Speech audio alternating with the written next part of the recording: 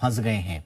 Professor सुवर्ण Singh, America ने क्या खोया और चीन ने क्या पाया, इसका विश्लेषण आपने सुना। अब मैं जरा आपसे भारत के नजरिए से ये समझना चाहूंगा कि भारत ने जो एक जेस्चर दिखाया है और जो पुराना RIC ट्राइलेटरल रिवाइवल एक तरह से हो चुका है, ये कहा जा रहा है, एक सॉफ्ट रिवाइवल तो कम से कम हो ही गया है। इसका भारत को क्या कुछ मिल रहा है सर? अब हमारी जो अमेरिका को लेकर चिंताएं हैं, क्या वो दूर हुई हैं? चीन को लेकर जो हमारी चिंताएं हैं, क्या वो दूर हुई हैं? या जैसा गर्ग सर बता रहे हैं, 2 नए मोर्चे खुल गए, एक बैंक वाला और एक BRI का एंडोर्समेंट?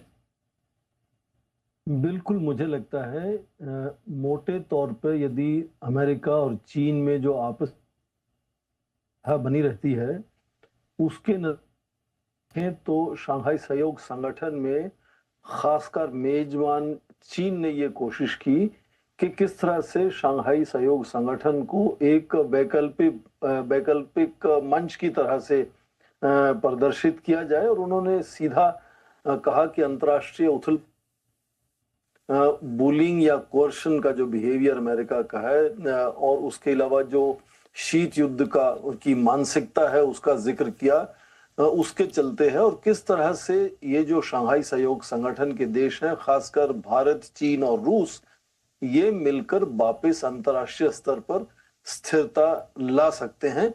और उसकी वजह ये भी रही कि जितने भी देश वहां शामिल थे इस शिखर सम्मेलन में, चाहे वो 14 डायलॉग पार्टनर्स हों, 10 जो सदस्य हैं शंघाई सहयोग संगठन के, या दूसरे जैसे स्पेशल इनवाइटी म्यांमार के नेता वहां आए हुए थे, ये सभी देश आज राष्ट्रपति ट्रंप की जो टैरिफ हाइक्स की रणनीति है उसका एक तरह से खामियाजा भुगत रहे हैं। कम है, कभी कभी ज्यादा है, पर उन सबको लगता है कि हाँ, ये सांची चिंता है उनकी।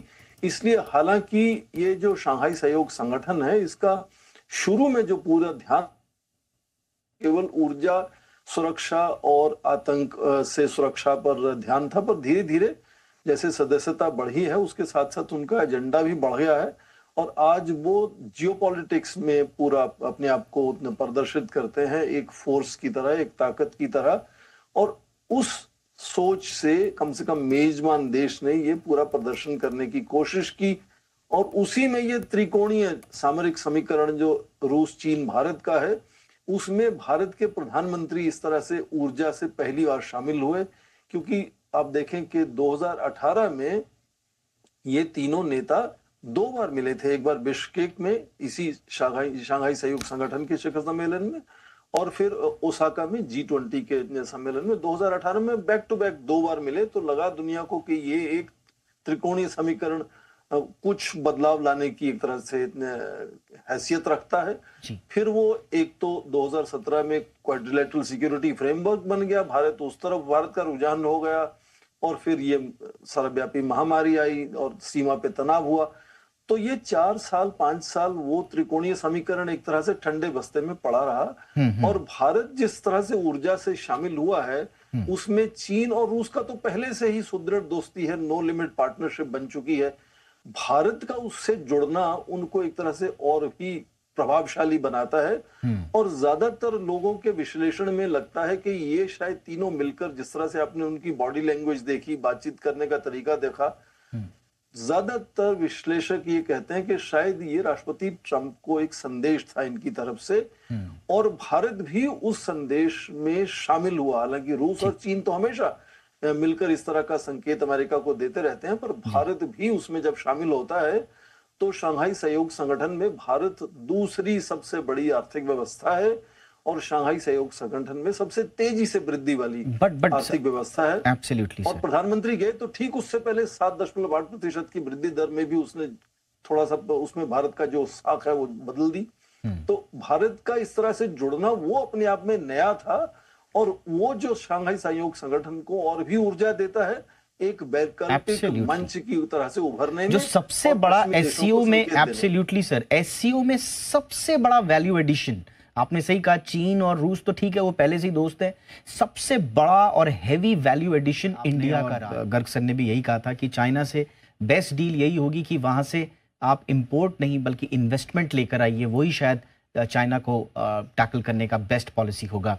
स्वर्ण सिंह सर, बहुत संक्षेप में अब इस पूरे मुद्दे का सार यही है कि ट्रंप का मुकाबला करना है, लेकिन ये जो भी कवायद हुई, एससीओ स्ट्रांग हुआ, चाइना एक बेटर पोजीशन पे आया, भारत भी आगे बढ़ रहा है, भारत की अपनी आर्थिक स्थितियां तमाम इंडिकेटर्स में बड़ी शानदार नजर आ रही है। कल जीएसटी कट का अगर फैसला आ गया तो उससे भी और बूस्ट मिलेगा कंजम्पशन को।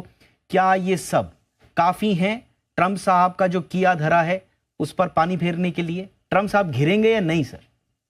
ये नकारात्मक रुझान भारत का कभी नहीं था, ना है इस वक्त कि किसी को सबक सिखाने की बात है इसमें। जी, भारत की मल्टी अलाइनमेंट की जो सोच है उससे जितने भी देशों से हमारी साझेदारी, हिस्सेदारी बन सकती है, भारत लगातार उसमें कोशिश करता है कि किस तरह से राष्ट्र हित को आगे बढ़ाया जाए। और इस वक्त क्योंकि हमारी आर्थिक व्यवस्था जो है वो काफी आकर्षण का केंद्र है ज्यादातर देशों में, उसके चलते ज्यादातर देश हमसे संबंध बनाना ही चाहते हैं। तो यदि एक तरफ से कुछ रुकावट आती है, जैसे भारत के निर्यात को रुकावट आई है अमेरिका में, तो उसके दूसरे कहाँ विकल्प हो सकते हैं, उसी की सोच है। इसीलिए थियानजिन जाने से पहले प्रधानमंत्री जापान गए, उसमें भी एक संकेत था कि केवल हम रूस चीन से मिलते नजर आएंगे तो ऐसा नहीं लगना चाहिए कि हम पश्चिमी देशों के विरोध की तरफ जा रहे हैं। उससे पहले जापान में भी निवेश का, तकनीक हस्तांतरण का सब बात हुआ। एक छोटी सी बात जो करेंसी की मैं कह दूं, मुझे लगता नहीं किसी को चिंता करनी चाहिए कि चीन का युआन विश्वव्यापी हो जाएगा। इससे पहले अमेरिका के दोस्त और विकसित देश जो हैं यूरोप के, उन्होंने यूरो निकाला था, वो तो डी डॉलराइजेशन नहीं कर पाए, तो और कौन डी डॉलराइजेशन करेगा? उसको यदि चिंता है डॉलर को, तो आज वो क्रिप्टो करेंसी से चिंता हो सकती है कि भविष्य में यदि अंतर्राष्ट्रीय स्तर पर क्रिप्टो करेंसीज का एक तरह से पूरा माहौल बनता है, जी, तब शायद डॉलर को कुछ चिंता होने का कारण बन सकता है। उसके अलावा मुझे नहीं लगता कि ब्रिक्स देश, ये चीन और रूस अपनी वजह से, अपने राजनीतिक कारणों से डी डॉलराइजेशन की कभी कभी बात तो उछालते हैं। भारत नहीं मानता उसको, भारत नहीं कहता डी डॉलराइजेशन की भारत भाषा नहीं अपनाता है। भारत ये कहता है कि लोकल करेंसीज को ज्यादा इस्तेमाल करना चाहिए ताकि जो निर्भरता है डॉलर पर वो कम की जा सके, खत्म नहीं होगी वो। तो मुझे नहीं लगता कि दबदबा बनाने वाला है। हालांकि अलग अलग राष्ट्रों की तरह भारत ने 1 दर्जन देशों से इस तरह की संधियां बना रखी हैं कि रूपी के साथ ट्रेड होगा। इसी तरह से चीन ने 3 दर्जन देशों के साथ अपनी संधि बना रखी है। पर अंतर्राष्ट्रीय स्तर पर डॉलर अभी भी बहुत मजबूत है, का चलन रहेगा जब तक मुझे लगता है कि क्रिप्टो करेंसीज मान्य नहीं हो जाती विश्व स्तर में, तब शायद डॉलर को खतरा हो सकता है। और भारत उस तरफ पहले से अपना नीति निर्माण पहले से ही कर रहा है। तो ये एक तरह से एक पिक्चर जैसी हो गई, बड़ी ड्रामा चल रहा है।